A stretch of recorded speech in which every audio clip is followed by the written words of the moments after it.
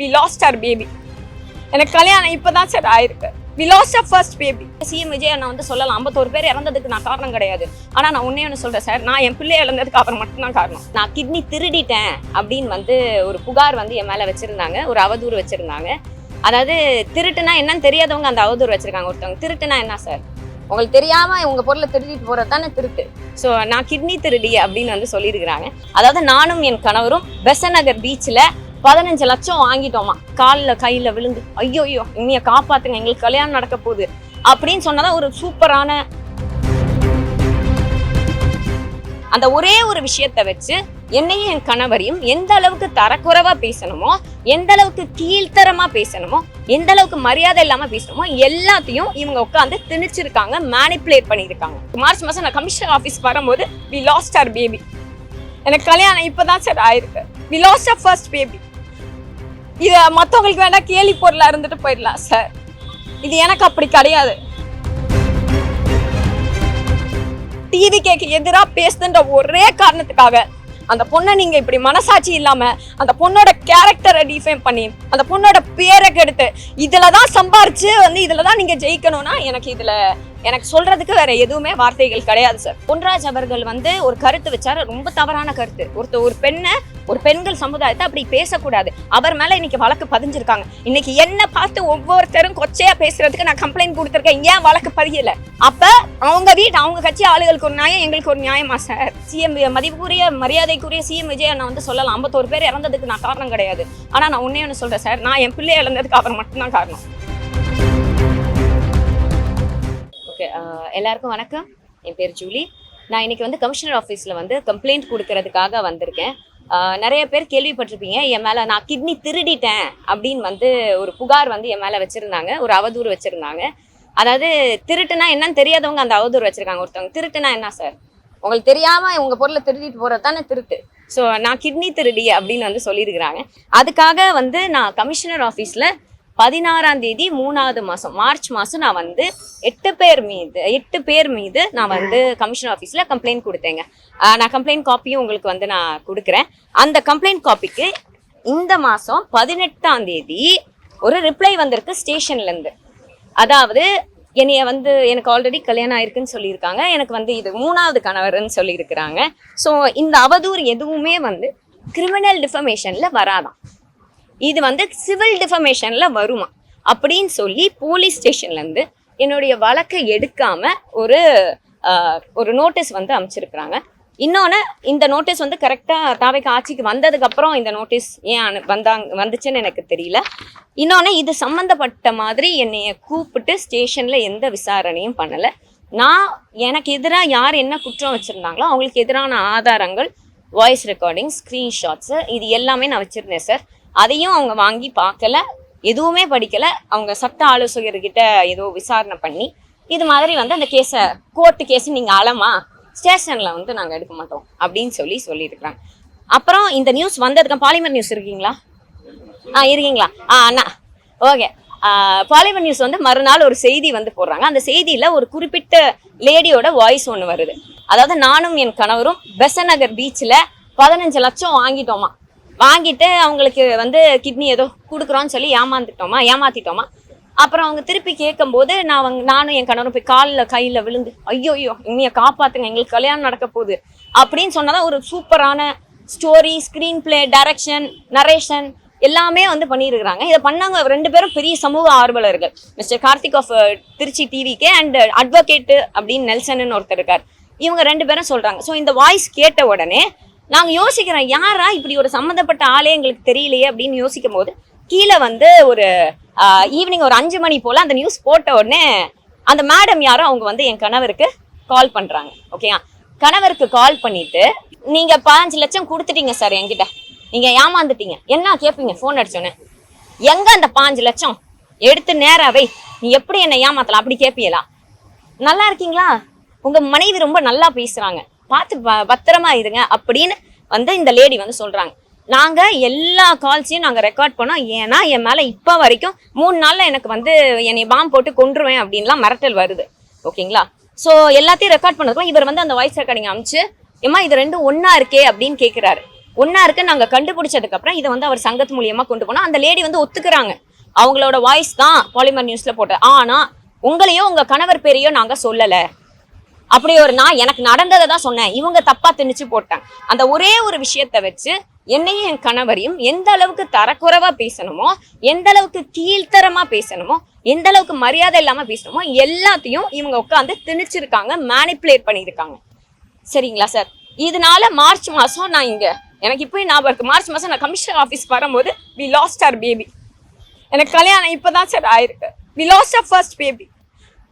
இது மற்றவங்களுக்கு வேணா கேலி பொருளா இருந்துட்டு போயிடலாம் சார், இது எனக்கு அப்படி கிடையாது.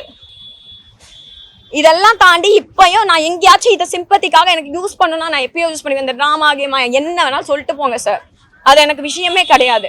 ஆனா ஒரு பொண்ணு டிவி கேக்கு எதிராக பேசுதுன்ற ஒரே காரணத்துக்காக அந்த பொண்ணை நீங்க இப்படி மனசாட்சி இல்லாம அந்த பொண்ணோட கேரக்டரை டிஃபைன் பண்ணி அந்த பொண்ணோட பேரை கெடுத்து இதுலதான் சம்பாரிச்சு வந்து இதுலதான் நீங்க ஜெயிக்கணும்னா எனக்கு சொல்றதுக்கு வேற எதுவுமே வார்த்தைகள் கிடையாது சார். என் மேல எந்த தப்பும் இல்லை, எனக்கு மடியில கனம் இல்லை, வழியில பயம் கிடையாது. அப்படி நீங்க யாராச்சும் என்னை நம்பி ஏமாந்துருந்தீங்கன்னா தயவு செஞ்சு வந்து கேஸ் கொடுங்க. என் கேஸ் எடுக்கல, ஃபர்ஸ்ட் நான் கொடுத்ததை நீங்க கொடுங்க, அவங்க எடுப்பாங்க, அவங்க வந்து விசாரிக்கட்டும். என்ன நானும் என் கணவரும் குற்றமற்றவன், நாங்க வந்து இதை லீகலா வந்து இதுக்கு ஏத்த மாதிரி நாங்க ப்ரூவ் பண்ணிக்கிறோம். நான் ப்ரெஸ் மீட் கொடுக்காம நான் எதுவுமே கொடுக்காம இந்த விஷயத்த பத்தி பெருசா பேசாம இருந்த ஒரே காரணம் நான் சட்டத்தை நம்பி ஓகே அதுக்கான ஆக்ஷன் எடுப்பாங்க. இன்ஸ்டன்டா இன்ஸ்டாகிராம் மூலியமா சிஎம் ஆனாங்க அப்படின்னு சொல்றாங்க விஜய் அண்ணாவை எல்லாரும். இன்ஸ்டன்டா அவங்க ஆட்களை காப்பாத்தி அவங்களுக்கு எதிராக பேசுறவங்க மேல இந்த இன்ஸ்டன்ட் தாக்குதல் நடத்துறத விட்டுவிட்டு அவர் வந்து கண்டிப்பா மக்களுக்கு இன்ஸ்டன்டா ஏதாச்சும் பண்ணாருன்னா ரொம்ப நல்லா இருக்கும்னு வேண்டிக்கிறேன். மார்ச் மாசம் நான் புகார் அளிக்கும் போது திமுக ஆட்சி தான் இருந்துச்சு, இதுல எந்த சந்தேகமும் இல்லை. ஆனா அப்ப எலெக்ஷன் கமிஷன் ஆன் டியூட்டில இருந்துச்சு சார். நான் கொடுத்த அன்னைக்கு எனக்கு நல்லா ஞாபகம் இருக்கு. வெள்ளிக்கிழமை என்னால கொடுக்க முடியல, because we were undergoing something very tragic. நான் கொடுக்கல, நான் திங்கக்கிழமை கொடுத்தேன். எலெக்ஷன் கமிஷன் ஆட்சி நடந்துச்சு. எனக்கு ஒன்னே ஒன்று புரியுது சார், நான் திமுக ஆட்சின்றனால எனக்கு அவங்க இருக்கிற டைம்ல நான் கம்ப்ளைண்ட் கொடுக்கல. எலெக்ஷன் டியூட்டி அப்போ கம்ப்ளைண்ட் கொடுத்தேன், அது முடிஞ்சு ஒரு ஆட்சி வந்துருச்சு. அப்போ அந்த ஆட்சி எனக்கும் பொறுப்பெடுக்கணும்ல சார்? இல்லை சார், இதை வந்து நான் ஏன் சொல்றேன், இல்ல நீங்க சொல்றது கரெக்ட் சார். என் கணவர் இருக்கா அலைஞ்சாரு, இவர் போய் அண்ணா நகர் ஸ்டேஷன்ல எப்ப ஆட்சி வரதுக்கு முன்னாடிங்களா வந்ததுக்கு அப்புறம் வந்தேன் ஞாயிற்றுக்கிழமை அவங்க கூப்பிடல சார். நான் போய் கேட்டேன் ஞாயிற்றுக்கிழமை அண்ணா நகர் ஸ்டேஷன்ல. இது எங்க டிவிஷனுக்கு வரல, நீங்க எல்லாம் கோயம்பேடுல கேளுங்கனாங்க. கோயம்பேடுல கேட்டதுக்கு அவர் வந்து ஸ்டெப் எடுத்து இங்கே வரல, நீங்க வலசரவாக்கத்தை கேளுங்கனாங்க. வலசரவாக்கத்தை கேட்கறதுக்கு எங்களுக்கு வந்து இந்த நோட்டீஸ் வந்துச்சு வீட்டுக்கு போஸ்ட்ல வந்தோம்னா நம்ம நேரா திரும்பி அகைன் கமெண்ட் பண்ண வந்திருக்கோம். எனக்கு ஒரே ஒரு சந்தேகம் தான் சார். பொன்ராஜ் அவர்கள் வந்து ஒரு கருத்து வச்சாரு, ரொம்ப தவறான கருத்து. ஒரு பெண்கள் சமுதாயத்தை அப்படி பேசக்கூடாது. அவர் மேல இன்னைக்கு வழக்கு பதிஞ்சிருக்காங்க. இன்னைக்கு என்ன பார்த்து ஒவ்வொருத்தரும் கொச்சையா பேசுறதுக்கு நான் கம்ப்ளைண்ட் கொடுத்துருக்கேன். ஏன் வழக்கு பதியல? அப்ப அவங்க கட்சி ஆளுகளுக்கு ஒரு நியாயம், எங்களுக்கு ஒரு நியாயமா சார்? சார் நான் சொல்றேன், அவங்களோட திட்டங்கள் எதுவா இருந்தாலும் ஒரு பெண்ணுக்கு பாதுகாப்பு இல்லைன்னா அது கண்டிப்பா அது ஃபெயிலியர் தான் சார். அது எந்த பெண்ணா இருந்தா. நான் ஓட்டு போடல சார், ஆமா நான் ஓட்டு போடல, அதுக்காக என்ன இப்படி தாக்கணும்னு அவசியம் இல்லையே சார். சார் இன்னைக்கு வந்து அவர் சிஎம் மதிப்புக்குரிய மரியாதைக்குரிய சிஎம் விஜய் அண்ணா வந்து சொல்லலாம் 51 பேர் இறந்ததுக்கு நான் காரணம் கிடையாது. ஆனா நான் ஒண்ணு சொல்றேன் சார், நான் என் பிள்ளைய இழந்ததுக்கு அவர் மட்டும்தான் காரணம். ஏன்னா ஸ்ட்ரைட்டா விஜய் அண்ணாவா சொன்னாருன்னு வந்து முட்டு கொடுக்க வருவாங்க. அவர் சொன்னாருன்னு சொல்லல. ஆனா இப்படி அவதூறாவோ இப்படி ஆபாசமும் பேசக்கூடிய இத்தனை ஆட்கள் இருக்காங்க, இத்தனை ஃபேக் ப்ரொஃபைல்ஸ். அவங்க கிட்ட ஒரு வார்த்தை பெண்கள் அப்படி பேசாதீங்கன்னு அவர் சொல்லியிருந்தா இன்னைக்கு நான் இதை இழந்திருக்க மாட்டேன் சார். இன்னைக்கு எனக்கு நடந்துருச்சு சார், நாங்க தாங்கிட்டு இவ்வளவு தூரம் வந்துட்டோம். இது நாளைக்கு உங்க பக்கத்து வீட்டுல நடக்கும், உங்க வீட்லயே நடக்கும். நீங்க எதிர்த்து பேசுனீங்கன்னா இது நடக்கக்கூடிய எல்லா வாய்ப்பும் இருக்கு. Right sir. ஃபர்ஸ்ட் நீங்க நான் ஒருமையில பேசினேன்னு சொன்னீங்கல்ல, நான் ஒருமையில பேசினேன் அப்படின்னு சொல்றாங்க. நீங்க எல்லா வீடியோ நான் எந்த வீடியோ டிலீட் பண்ணல சார்.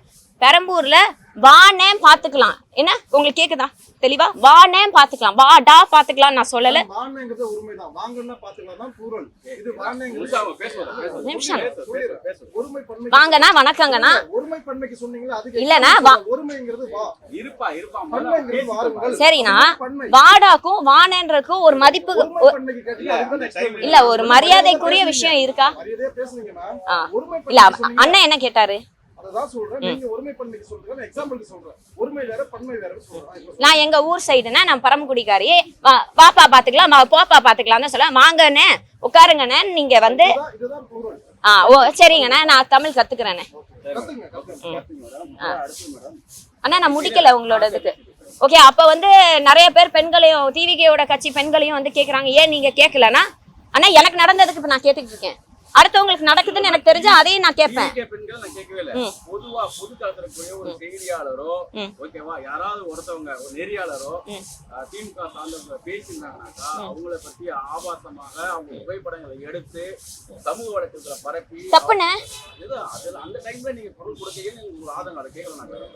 அந்த மேடம் அந்த டைம்ல ஒரு பொருள் கொடுக்கல ஏன் இப்போ மட்டும் இவ்வளவு ஆக்ரோஷமா ஏன்னா வரும்போது மட்டும் ஆக்ரோஷமா வரும்போது கேட்கலாம். அண்ணா நான் என்ன சொல்றேன், இன்னொருத்தவங்களுக்கு வரும்போது நான் குரல் கொடுக்கல நீங்க சொல்றீங்க, எந்த இடத்துல குரல் கொடுக்கணும்னு நினைக்கிறீங்க? ஆமாண்ணா இப்ப அதுல ஒரு செகண்ட் ஆமா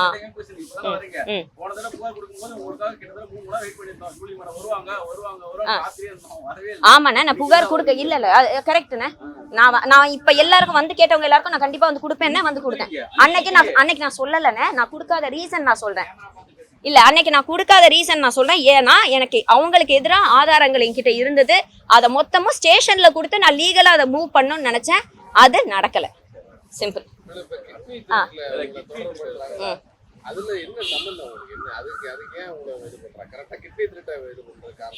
அதை நீங்க தான் சார் சொல்லணும்.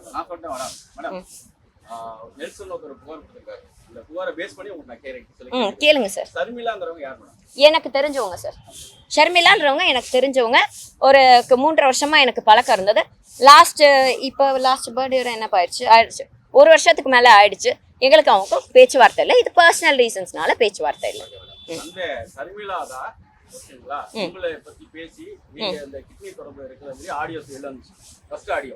நீங்க சொல்லி முடிங்க, கேக்குறேன் சார். எல்லாமே வந்துச்சு.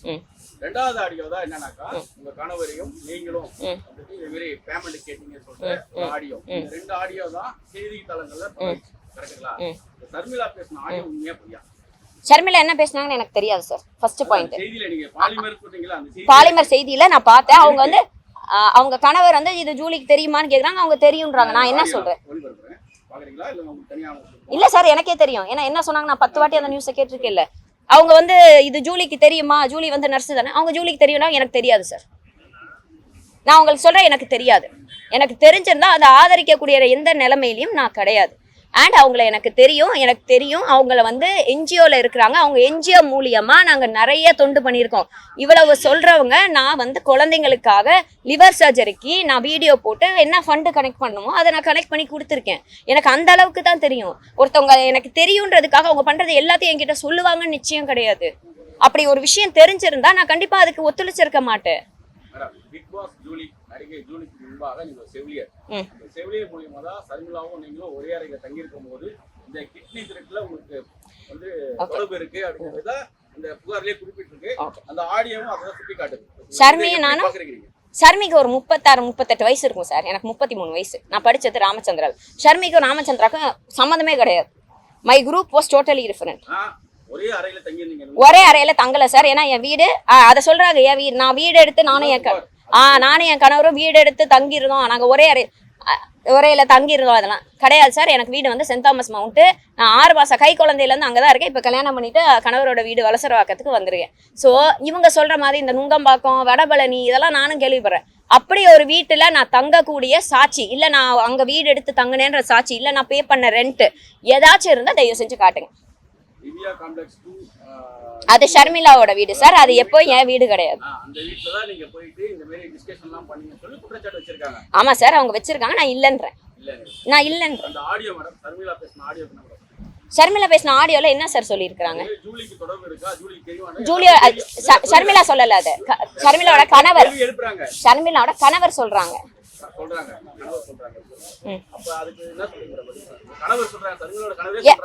ஜூலிக்கு சார் எனக்கு தெரியாதுன்ற சார். யாரோ ஒருத்தவங்க எனக்கு எல்லாம் தெரியும் சொல்றதுதான் எனக்கு தெரியும்னு ஒத்துக்க முடியுமா? ஷர்மிளா குற்றச்சாட்டுல இருக்காங்கன்றதே இந்த நியூஸ் எல்லாம் வரும்போது தான் எனக்கு தெரியும். அப்ப நீங்க என்ன செய்ய சொல்றீங்க? எனக்கு தெரியாது சார். எனக்கு தெரிஞ்சா நான் சொல்ல போறேன். நான் எதுக்கு சார்? நான் நல்லா சம்பாதிக்கிறேன் சார், நடிக்கிறேன் சார். ஜல்லிக்கட்டுக்கு முன்னாடி எனக்கு யாருன்னே தெரியாது சார். ஷர்மிளா ஒரு 2 சார் கொரோனால தாண்டி சார் 2020க்கு மேலதான் சார் தெரியும். என் ஃப்ரெண்ட் ஆஃப் ஃப்ரெண்டு இல்ல இப்ப ஆபீசரை பார்த்து அவங்க கையில கொடுத்துருக்கோம். அவங்க நெசசரி ஆக்ஷன் எடுக்கிறேன்னு சொல்லியிருக்காங்க. இந்த வாட்டி கண்டிப்பா நான் வந்து சொல்றேன், அவங்கள கூப்பிட்டு விசாரிக்க சொல்றோம் அப்படின்னு சொல்லியிருக்காங்க. இந்த ராதிகான்றவங்க வந்து என்னுடைய கணவருக்கு தெரிந்த ஒரு ஆள். ஓகேங்களா, அந்த சங்கம், அந்த காஸ்டிங் டைரக்டர் சங்கம் இருக்கலாம், அது மூலியமா தெரிஞ்சால் யூஸ்வலா பேசுவாங்க, கொள்ளுவாங்க, ஒர்க் ரிலேட்டடா பேசுவாங்க, அவ்வளவுதான். ஆனா அவங்க வாய்ஸ் வந்ததுக்கு அப்புறம் நாங்க ஒப்பிட்டு பார்த்தா இவங்க தான் தெரியுது. நீலாங்கரையில வந்து உங்ககிட்ட பணம் கொடுத்தா பெசநகர் சார், மறந்துடாதீங்க. அது வந்துட்டு சாதிகா. ஆமா உங்களை எப்படி அது உண்மையா அது? இல்ல சார், அது பாலிமச்சார்ல வருது. வந்த அன்னைக்கு சாயந்தரம் போன் அடிச்சு என்கிட்ட பேசுறாங்க. நான் இப்ப எல்லா காலும் ரெக்கார்ட் பண்றேன். எதுக்குன்னா, ஒருத்தன் பாம்பு போட்டுருவேங்கிறான், ஒருத்தன் வந்து வெட்டிடுவேங்கிறான் அந்த டைம்ல, அதுக்கெல்லாம் முன்னாடியே. சரியா?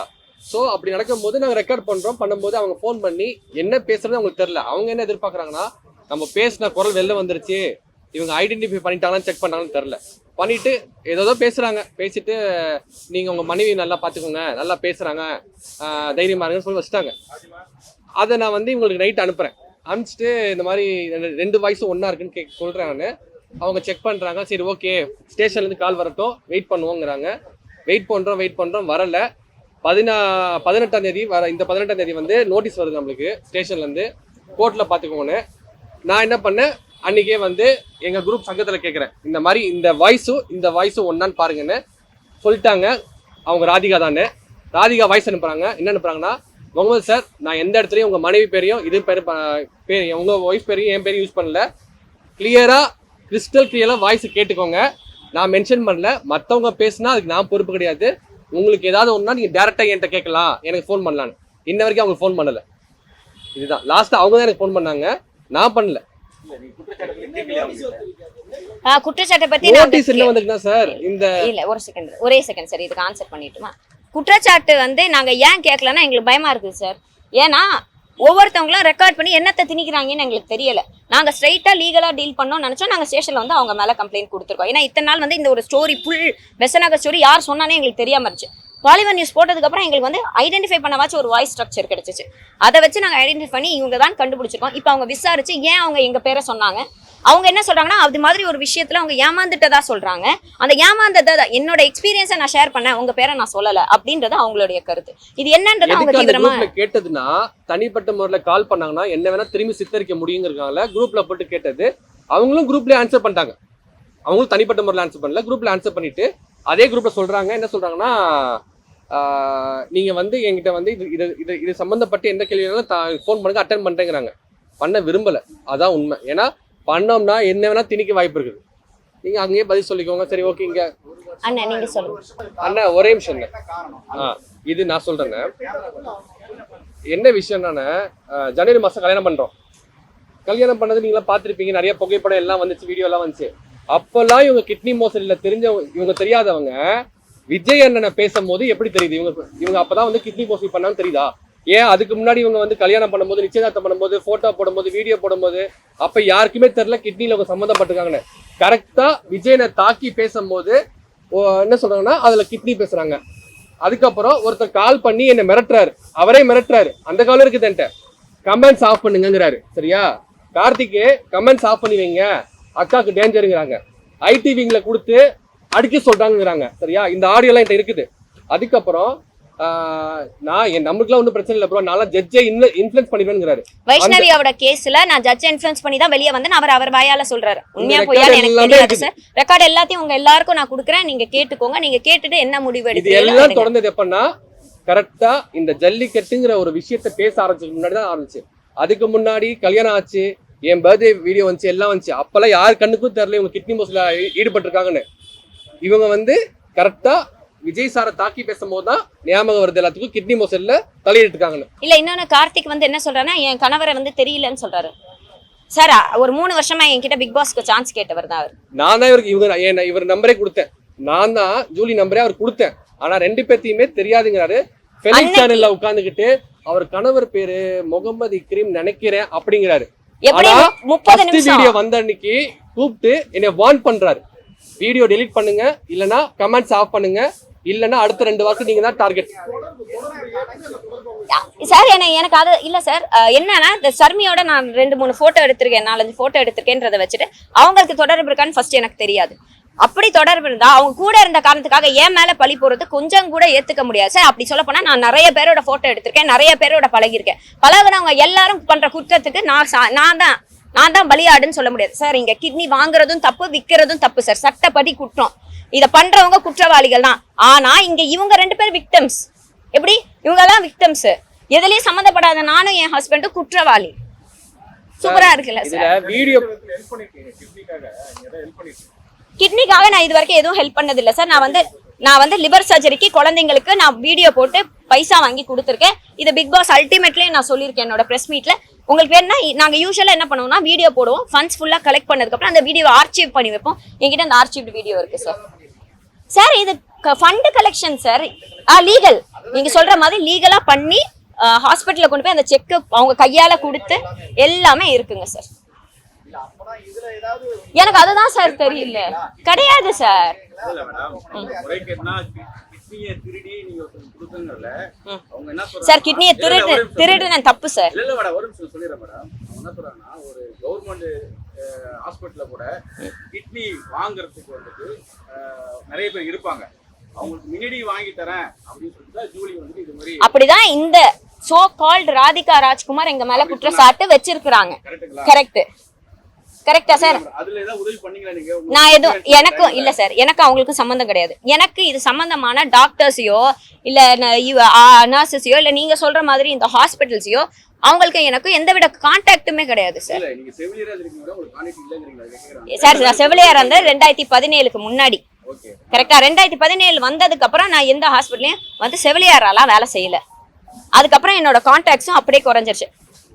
என்கிட்ட வந்து இப்போ வந்து ஒரு நல்ல கைனகாலஜிஸ்ட் சொல்லுங்கன்னா எனக்கு தெரிஞ்ச கைனகாலஜிஸ்ட் சொல்லுவேன். கார்டியாலஜிஸ்ட் சொல்லுங்களா, நான் கார்டியாலஜி டிபார்ட்மெண்ட் வேலை செஞ்சேன், நல்ல கார்டியாலஜிஸ்ட் சொல்லுவேன். நான் நர்ஸ்ன்ற ஒரே காலத்துல நான் கிட்னி திருடுவேன்னு அர்த்தமா சார்? நிறைய தொடர்பு அதை சொல்றீங்களா மேடம்? நிறைய மருத்துவரை ரெஃபர் பண்றாங்க, அந்த மாதிரி ரெஃபர் பண்ணீங்களான்னு கேட்டேன். நான் யாரையும் ரெஃபர் பண்ணல சார். எனக்கு இந்த டிபார்ட்மெண்ட் சம்பந்தப்பட்ட ஆளுங்க யாரையுமே எனக்கு தெரியாது சார். தொடர்பா வந்து சிறப்பு அடிப்படை அமைச்சு ஆமா, சித்ரா மேம் இப்ப விசாரணை சரியான முறையில போகுது நீங்க நினைக்கிறீங்களா? என்ன சொல்ல விரும்புறீங்க அந்த விஷயத்துல? சார் விசாரணை சார் தெரிஞ்ச தகவல்களை அந்த எப்படி சொல்றீங்களா? கண்டிப்பா சார். நான் இப்பயும் சொல்றேன், இன்வெஸ்டிகேஷன் எதுவா இருந்தாலும் அதுக்கு நானும் என் கணவரை நாங்க ஒத்துழைக்க ரெடியா இருக்கோம். அதுக்கான இன்வெஸ்டிகேஷன் எடுத்தா அதுக்கு நாங்க வந்து சொல்றக்கூடிய எங்க மேல பழி வந்திருக்குல்ல சார், என் மேல அவதூறு போட்டிருக்காங்களே, அதை கிளியர் பண்ண வேண்டிய கடமை எங்களுக்கு இருக்குல்ல. நாங்க இன்வெஸ்டிகேஷனுக்கு ஒத்துழைக்க தயாரு.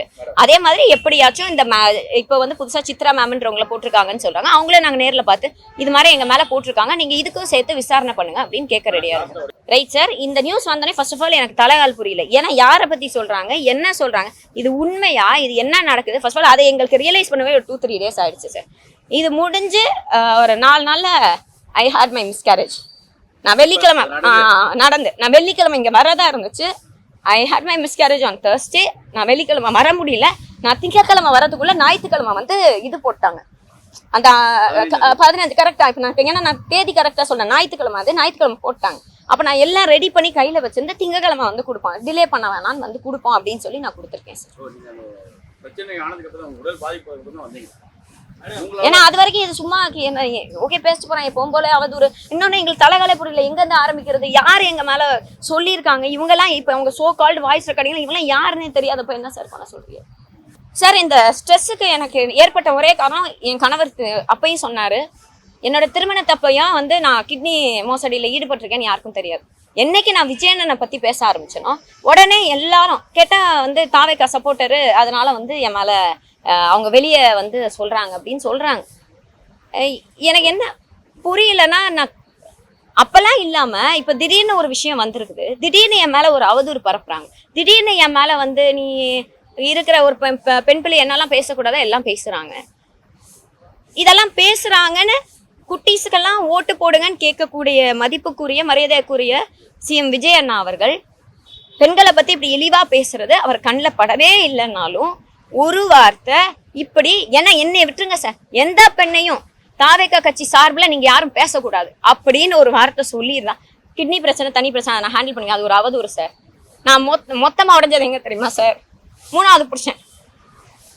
எதே கல்யாணம் நாங்க 6 வருஷம் காதலிச்சிருக்கோம் சார். இந்த கல்யாணத்துக்காக வெயிட் பண்ணி நாங்க அவ்வளோ தூரம் பெற்றவங்க ஏன்னா நான் பிறப்பாளி கிறிஸ்தவர், அவர் பிறப்பாளி இஸ்லாமியர்.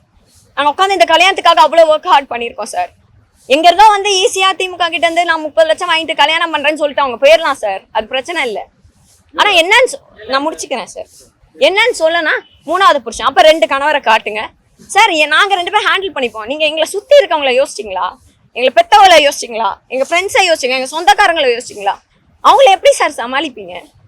அவங்கள எப்படி நீங்க சமாளிப்பீங்கன்னு சொல்லுங்களேன். அப்ப ஒரு நிமிஷம் இருங்க. அப்ப இத நான் அப்ப டிவிக்கு எதிர்த்து பேசினா அவங்க வந்து அடிப்பாங்க. அவங்க அடிக்கிறனாலதான் என் குழந்தை போச்சு சார். அந்த டிப்ரெஷன்ல தான் போச்சு, அந்த ஸ்ட்ரெஸ்ல தான் போச்சு. இதுக்கு வேற ஆன்சர் இல்ல சார். ஏன்னா அண்ணன் என்ன சொல்றாருன்னா, அதாவது 51 பேரை என் மேல கொலைப்பள்ளி போடுறீங்களான்னு அன்னை வந்து கேட்டாரு. 41 இப்ப அதுக்கப்புறம் இல்ல. நான் என்ன சொல்றேன், அது அவரு ஒரு கிளைம் பண்றாரு, நான் பண்ணல. அதுதான் அவர் சொல்றாரு, கொலைப்பள்ளியே என் மேல போடுறீங்களேன்னு சொல்றாரு இல்லைன்னு. விஜய் அண்ணன் வந்து இவ்வளவு பெரிய கொலைப்பள்ளியே என் மேல போடுறீங்களே அப்படின்றாரு.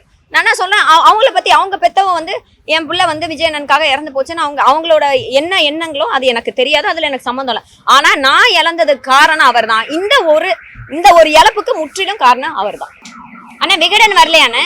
அண்ணா இன்னொரு விஷயம் அண்ணா, எல்லாரும் சாரி மன்னிச்சுக்கோங்க, விகடன் வரலையா? விகடன் வரலையா? விகடன்ல அவர் பேர் என்ன? ஐயனார் சார். ஐயனார் ஒருத்தர் இருக்காரு, கால் பண்ணாரு. இப்ப நீங்க வண்டி ஓட்டிட்டு இருக்கீங்க, இல்ல யாரும் வேலையா இருக்கீங்கன்னா என்ன பண்ணுவீங்க? கூப்பிடுற சார் வைப்பீங்க. அப்ப இவர் கேட்ட கேள்விக்கெல்லாம் நாங்க வந்து கூப்பிடுற சார் வச்சுட்டேன் நானு. அதை ஏன் சும்மா ஒரு பிரச்சாரத்துல இருந்தாரு, இது சம்பந்தமான கிட்னி சம்பந்தமான கேள்விகள் கேட்டாரு. அவர் சொல்லக்கூடிய சூழ்நிலையில எல்லாம் நான் கூப்பிடுறேன்னு வச்சுட்டாரு. ஈவினிங் 4:30 மணிக்கு, காலையில 9 மணி போல விகடன்ல பெருசா நியூஸ் போடுறாங்க. அதாவது இது ஃபுல்லா சமூக ஆர்வலர் சொன்னதெல்லாம் கரெக்ட், நாங்க அவாய்ட் பண்ணிட்டோம். இந்த நியூஸை பார்த்த உடனே இவர் போன் அடிச்சு அவருக்கு வந்து கிட்டத்தட்ட ஒரு 15 நிமிஷம் இருக்குங்களா, 3/4 மணி நேரம் பேசி என்ன சொல்றாரு, இதை ஃபுல் உங்ககிட்ட இப்ப சொன்னேன் இல்ல கார்த்திக் கதை எல்லாம், இது எல்லாத்தையும் சொன்னேன் சார். எல்லாத்தையும் என் கணவர் அப்படியே ஒப்பிச்சாரு சார். எல்லாத்தையும் கேட்டுட்டு ஒரு நிமிஷம் முடிச்சுக்கிறேன். எல்லாத்தையும் கேட்டுட்டு நான் கண்டிப்பா எடிட்டர் ஆபீஸ் கொண்டு போனேன்னு அவங்களே ஜட்ஜு நீதிபதி எல்லாம் ஆயிட்டாங்க. நான் தான் குற்றவாளின்னு எழுதிட்டாங்க. எழுதிட்டு ஃபுல் எக்ஸ்பிளனேஷன் கொடுத்ததுக்கு அப்புறம் எடிட்டர் கிட்ட கொண்டு போறேன்னு சொல்லிட்டு எடிட்டர் கிட்ட கொண்டு போகல சார். அப்படி நான் சொன்னேன், இப்ப நான் ஒரு கருத்து வைக்கிறேன், நீங்க எல்லாரும் இந்த கருத்தை நியூஸா போடுவீங்கல்ல சார். இப்ப நான் ஒரு கருத்து வச்சா போடணும்ல சார், அதை போடல. அது எங்களுக்கு ஒரு பெரிய ஏமாற்றம். மாற்றா அவர் என்ன பண்ணாரா, நேரா போய் அவங்கள்ட்ட கொடுத்துருக்காரு. நேரா நான் எங்க கணவர் சொல்றாரு, கார்த்திகை நல்லா தெரியுங்க, பிக் பாஸ்க்கு சான்ஸ் கேட்டாருங்கன்னு. அது அப்படியே போய் கார்த்திக் கிட்ட சொல்லி வச்சிருக்காரு. கார்த்திக் மறுநாள் வீடியோ போடுறான், நான் வந்து எல்லா காஸ்டிங் டைரக்டர் கிட்டையும் கேட்ட மாதிரி தான் உங்ககிட்ட கேட்டேன். இன்னைக்கு வரைக்கும் கார்த்திக் எந்த இடத்தையும் எனக்கு தெரியும் சொல்லலன்னு நான் வச்சிருக்கேன். 3 வருஷமா என்கிட்ட பிக் பாஸ்க்கு அவர் பேசினது கேட்டினது எல்லாம் வச்சிருக்கேன். அண்ணே நீங்க அவர் என்ன ஃபேமிலின்னு சொன்ன ஆடியோ எல்லாம் இருக்குண்ணே. உங்களை இப்ப நான் நீங்க ஃபேமிலிங்க சொல்றேன் கமெண்ட்ஸ் ஆஃப் இல்லண்ணே இல்ல. அவங்க கொடுத்த புகார்ல என்ன கூப்பிட்டு விசாரிக்கல. விசாரணைக்கு நான் இப்பயும் முழுசா ஒத்துழைக்க தயாரா இருக்கேன். அதே மாதிரி இந்த அட்வொகேட்ஸ் என்கிட்ட சில அட்வொகேட்ஸ் வந்து சொன்னதை நான் சொல்றேனே, என்னோட பெர்மிஷன் இல்லாம என்னோட போட்டோவை எடுத்து நீங்க கிட்னி போட்டோ வச்சு ஏல எடிட் பண்ணி போடக்கூடாது, சட்டப்படி அது குற்றம். என்னோட பர்மிஷன் இல்லாம நான் ஒரு பப்ளிக் ஃபிகராவே இருந்தாலும் என் போட்டோ எடுத்து போடக்கூடாது. நீங்க அழகா உங்க லைக்ஸ் வியூஸ்க்காக போட்டோ எடுத்து கிட்னி படம்லாம் போட்டு, அட்வொகேட் தான் அவர் சூப்பரா வந்து கிரியேட் பண்ணி போட்டிருக்காரு. இது பண்ணக்கூடாது. ஏன்னா ஏஐல அடுத்த வாட்டி யாராச்சும் ஒருத்தவங்க கிட்னியோட ஒரு பெண் போட்டோ கூடுனா என் போட்டோவை கொடுக்கும் சார், என் போட்டோவை கொடுக்கும். கார்த்திக்ன்றவரு எங்க கூட நீங்க சொன்னீங்களா எப்படி ஷர்மி தனி நாங்க எல்லாம் ஒரு அவங்க மூலமா தெரிஞ்சவங்க அண்ணன் தம்பின்னு ஒரு சும்மா ஒரு ஃபேமிலி மாதிரி தான் இருந்தோம். நான் இல்லைன்னா சொல்லல. அப்ப அந்த ஆளுங்களோட குழந்தைங்க எல்லாம் இருக்கு. அந்த என் பர்த்டேக்கு வந்தப்ப எல்லாரையும் கூப்பிடுறோம். நம்ம அந்த குழந்தைங்களோட போட்டோவை பிளர் பண்ணாம போட்டாரு சார். 2 வாரம் அந்த பிள்ளைங்க ஸ்கூலுக்கு போல, 2 வாரம் அந்த குழந்தைங்க ஸ்கூலுக்கு போல. நீ போடுற ஓகே, உனக்கு என் மேல குற்றம் இருக்கா போடு, என்ன போடு, என் கணவரை போடு. குழந்தைங்க போட்டோ ஏன் பிளர் பண்ணாம போடுறீங்க? ஏன் அவங்களுக்கு எல்லாம் ஃபியூச்சர் கிடையாதா சார்? ஒரு வாட்டி ஒரு சோசியல் மீடியால ஒரு விஷயம் வந்து அதை அழிக்கிறது எவ்வளவு கஷ்டம் உங்க எல்லாருக்கும் தெரியும் சார். நாளைக்கு அந்த பிள்ளைங்களோட வாழ்க்கையை எதிர்காலத்தையும் கேள்விக்குறியாக்கி வச்சுட்டு இருக்காங்க. ஆமா சார், கிரிமினல் டிஃபமேஷன் சூட் வந்து போடுறேன் சார். இதை லீகலாவும் நான் மூவ் பண்ண தயாரா இருக்கேன் சார். நன்றி சார்.